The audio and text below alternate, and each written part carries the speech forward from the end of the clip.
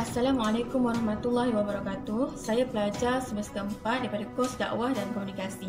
InsyaAllah hari ini saya akan menceritakan tentang perang terbesar yang pernah berlaku dalam sejarah Islam, iaitu Perang Mu'tah. Perang Mu'tah atau dalam bahasa Arabnya Ghazwatul Mu'tah berlaku pada sekitar tahun 629 Masihi, ketika di akhir kehidupan Nabi Muhammad SAW.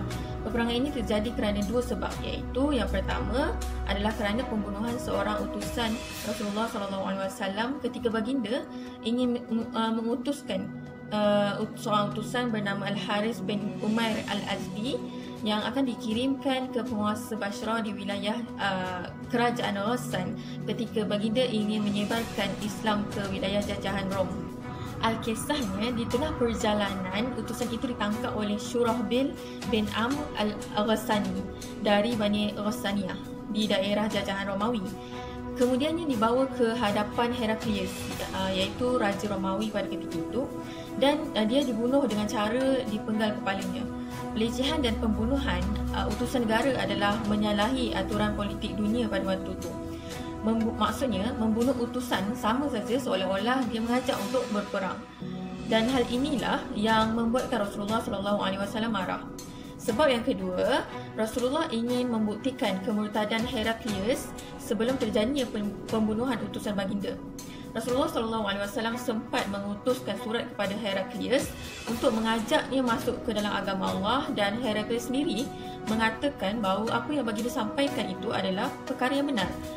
Kemudian Heraklius mengucapkan dua kalimah syahadah, tetapi bila mana dia mengajak pendeta-pendeta Israel di kerajaan pada masa itu untuk masuk ke dalam agama Allah, mereka menolak dan mengatakan bahawa kami tidak akan meninggalkan ajaran yang Isa.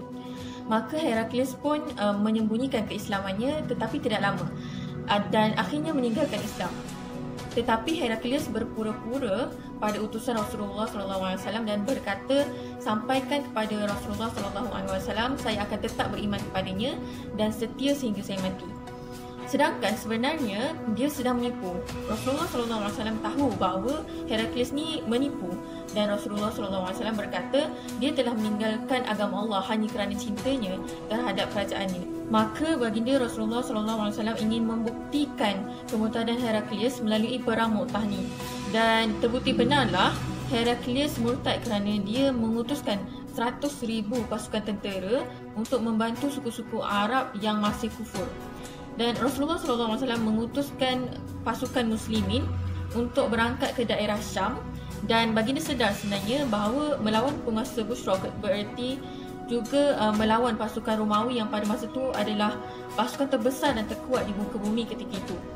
Akan tetapi peperangan ini harus juga dilakukan untuk menjaga izzah pasukan kaum muslimin, dan boleh jadi pada satu masa nanti pasukan musuh akan menyerang Madinah. Jadi peperangan ini adalah pertempuran awal daripada Arab Byzantium. Jadi apakah persiapan kaum muslimin pada ketika itu? Rasulullah mengumpulkan pasukan perang sebanyak 3,000 orang di Jarrah, iaitu 5 km dari Madinah. Baginda melantik 3 orang panglima Islam, iaitu Zaid bin Harithah sebagai ketua panglima, Ja'far bin Abi Talib sebagai ketua panglima sekiranya Zaid bin Harithah terkorban, dan Abdullah bin Rawahah sebagai pengganti kepada Ja'far bin Abi Talib sekiranya beliau terkorban. Menurut riwayat lain, Rasulullah SAW juga ada mengatakan bahawa jika Ibnu Rawahah gugur, maka hendaklah kaum muslimin memilih seseorang daripada mereka, lalu hendaklah mereka menetapkannya sebagai pemimpin atas mereka sendiri. Kemudian Rasulullah SAW menghantar pasukan kaum muslimin hingga ke Saniyatul Wada'. Apakah pula persiapan pasukan Romawi? Bila mana berita tentang keluarnya kaum muslimin dari Madinah menuju ke Mu'tah didengari oleh Shurahbil bin Amr Al-Ghassani, maka dengan segera dia berangkat ke Romawi untuk meminta bantuan angkatan perang. Kerajaan Romawi mengirimkan 100,000 orang ditambah dengan pasukan dari kabilah-kabilah Arab, iaitu kabilah Laham, Juzam, Al-Qain, Bahra dan Balyu yang berdekatan dengan Syam sebanyak 100,000 orang, sehingga kekuatan pasukan musuh berjumlah 200,000 pasukan tentera. kemudian mengirim 50 pasukan ke Wadi Qura yang dipimpin oleh Sadus untuk menjadi mata-mata pasukan kaum muslimin, tetapi berjaya dibinasakan oleh kaum muslimin. Setelah umat Islam mendengar berita tentang kekuatan musuh yang begitu besar dalam perjalanan ke Mu'tah, kaum muslimin berhenti selama 2 malam untuk bermusyawarah di suatu tempat yang bernama Mu'an. Di antara yang dimusyawarahkan adalah kaum muslimin berunding sama ada hendak menyampaikan informasi ini terlebih dahulu kepada Rasulullah SAW ataupun tidak. Hal ini kerana adalah untuk mengetahui apakah akan dikirimkan bantuan, diarahkan kembali saja ataupun maju melawan musuh yang besar. Abdullah bin Rawahah sedar pada ketika itu bahawa wujud perasaan ragu-ragu dan gentar dalam jiwa pasukan kaum muslimin. Lalu beliau memotivasikan pasukan kaum muslimin dengan berkata, "Wahai kaum muslimin, demi Allah, sesungguhnya yang kalian takutkan itulah yang kalian semua telah keluar untuk mencarinya, iaitu mati syahid. Kita memerangi musuh bukan kerana adanya alat yang lengkap, bukan dengan kekuatan yang besar, melainkan dengan agama ini yang Allah telah memuliakan kita dengannya. Kerana itu, marilah berangkat, maju terus untuk merebut salah satu dari kebaikan, menang atau mati syahid." Setelah mendengar kata-kata daripada Abdullah bin Rawahah, jiwa pasukan kaum muslimin berkobar-kobar untuk berperang di jalan Allah. Maka terjadilah perang di daerah Karak di mana pada hari ini terletak di dalam negara Jordan. Pasukan Romawi terlebih dahulu menyerang kaum muslimin di dalam perang ini. Ketiga-tiga ketua panglima yang dilantik oleh Rasulullah SAW terkorban. Ketua pasukan muslimin Zaid bin Harithah gugur setelah ditebas pedang lawan. Kemudian diambil alih oleh Ja'far bin Abi Talib. Setelah membunuh beberapa pasukan musuh, beliau juga terbunuh yang didahului tangan kanan dan tangan kiri beliau ditebas oleh musuh. Jawatan ketua seterusnya diambil alih oleh Abdullah bin Rawahah. Kehebatannya membuatkan musuh kemudiannya mengepung dan membunuhnya hingga gugur sebagai syuhada. Dalam keadaan yang sangat mengharukan, bendera Islam yang baru saja terlepas daripada genggaman Abdullah bin Rawahah segera diambil oleh Thabit bin Arqam.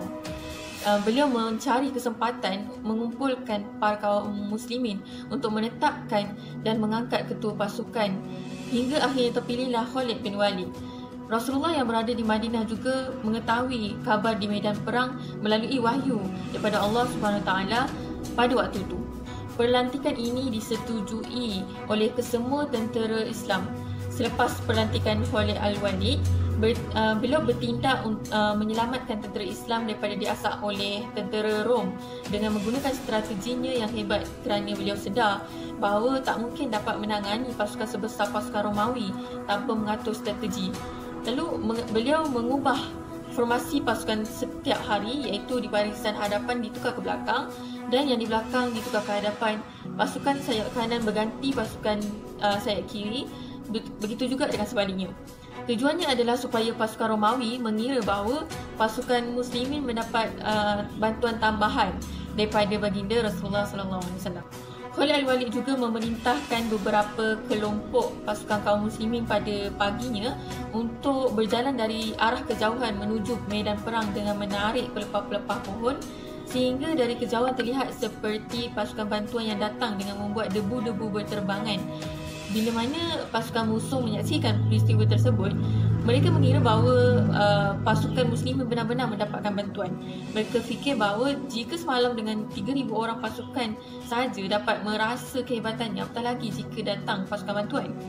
Disebabkan itulah pasukan musuh merasa takut dan akhirnya mengundurkan diri dari medan pertempuran. Pasukan Islam kemudiannya kembali ke Madinah. Mereka tidak mengejar pasukan Romawi yang lari kerana dengan mundurnya pasukan Romawi berarti Islam sudah menang.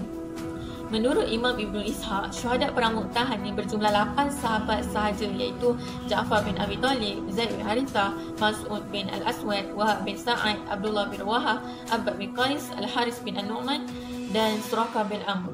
Imam Ibn Hisham kemudiannya dengan berlandaskan keterangan Az-Zuhri menambahkan lagi 4 nama, iaitu Abu Qulaib, Jabir, Amr bin Amir dan Abbad bin Sa'id, menjadikan jumlah syuhada sebanyak 12 jiwa, manakala korban pasukan Romawi pula tewas sehingga mencapai 20,000 orang. Jadi apakah hikmah daripada peperangan Mu'tah ini? Sebenarnya ada banyak pengajaran yang kita boleh ambil daripada kisah ini, dan antaranya yang pertama adalah peperangan ini membuktikan bahawa Rasulullah SAW ingin menunjukkan dan menjaga izah agama Islam itu sendiri. Yang kedua, Allah Subhanahu Wa Taala pasti akan menurunkan pertolongan kepada hamba-hambanya yang mahu berkorban jiwa dan harta demi agama Allah Subhanahu Wa Taala. Seperti mana dalam firman Allah Subhanahu Wa Taala, Bismillahirrahmanirrahim, ya ayyuhalladzina amanu idza laqitum fi'atan fasbatu wa dzkurullah katsiran la'allakum tuflihun. Maksudnya, wahai orang-orang yang beriman, apabila kamu bertemu pasukan musuh, maka berteguh hatilah dan sebutlah nama Allah sebanyak-banyaknya, iaitu berzikir dan berdoa agar kamu beruntung. Surah Al-Anfal ayat 45. Yang ketiga, sebenarnya di dalam peperangan bukan hanya jumlah yang dapat menentukan kemenangan sesebuah pertempuran, tapi juga sangat dibutuhkan suatu strategi yang cerdas dan juga pemimpin yang berani dan pandai memimpin. Dan akhir sekali, hikmah daripada peperangan Mu'tah ini adalah ia menjadikan kekuatan kaum muslimin semakin dipandang tinggi disebabkan keberanian yang umat Islam miliki.